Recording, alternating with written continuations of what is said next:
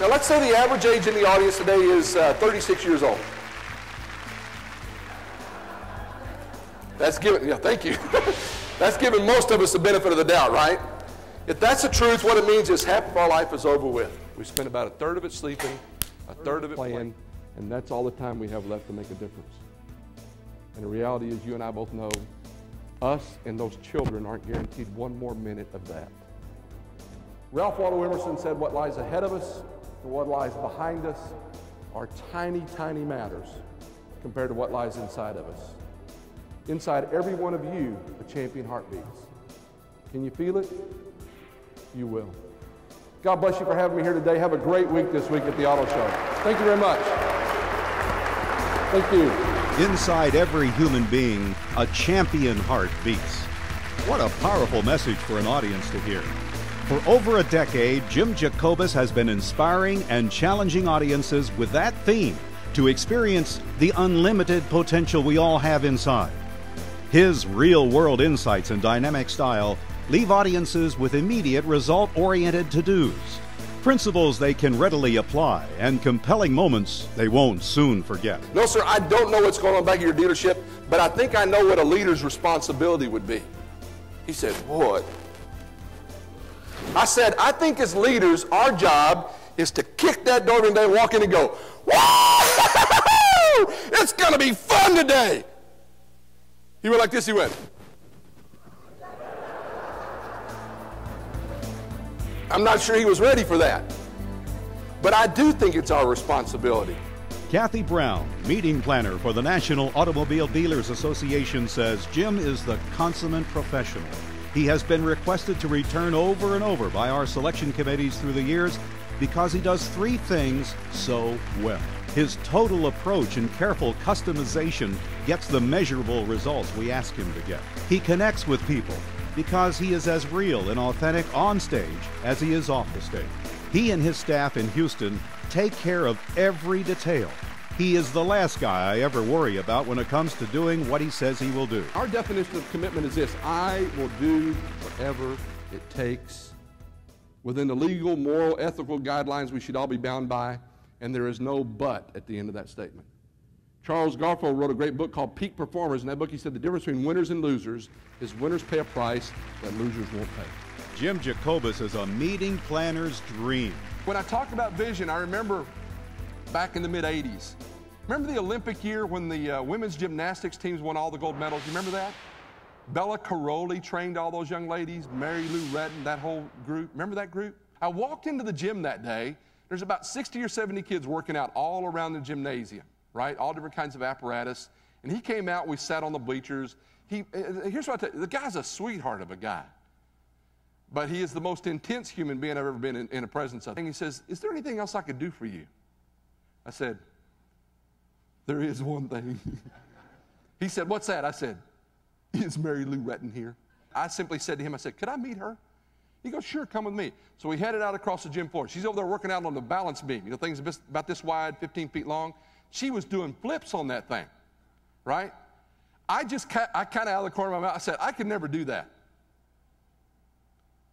Have you ever said something when it got about this far out of your mouth, you wanted to reel it back in?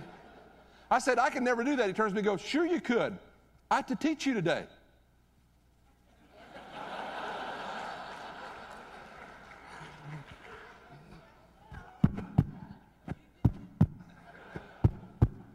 Have you ever had your heart beat so hard you could feel your toenails keeping time and your ears keeping time? I'm going, oh no, he is going to embarrass me. So he got over there, he introduced me to all the young ladies, very sweet and kind and everything, and he tells them I had to teach him to walk the beam today, and they begin to move out of the way. I started to take my jacket off. He takes the whistle around his neck, he goes, brrr! Entire gym goes dead quiet, and he goes, everybody come.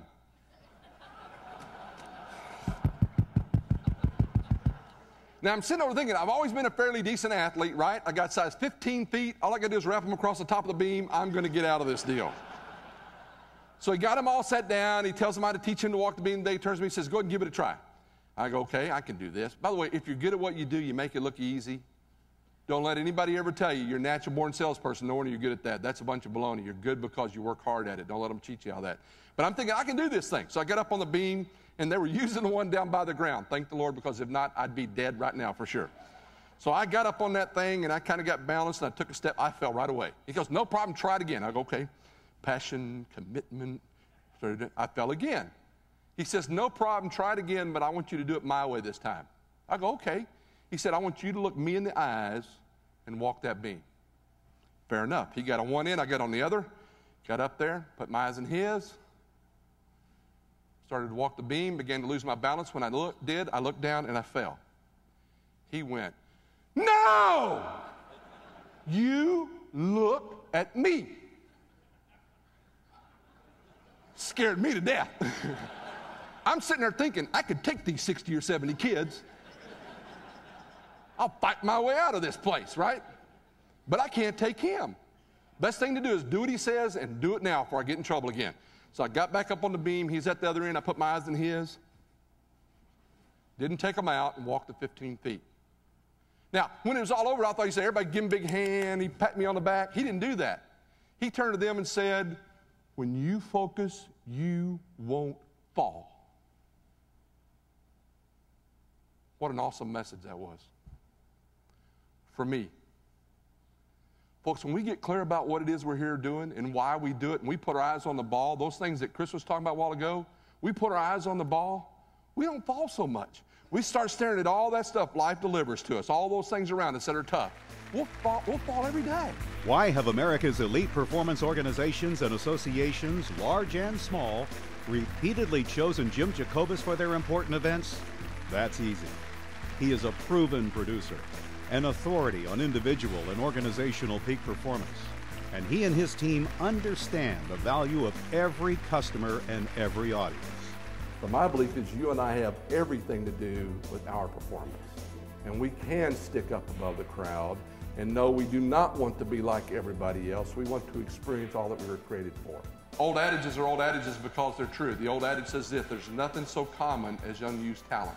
Passion, commitment, vision, keep learning, and taking total responsibility. And today I want to focus on two of those.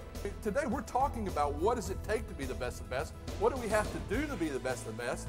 But probably the most important conversation we'll have is about who we need to become to be the best of the best.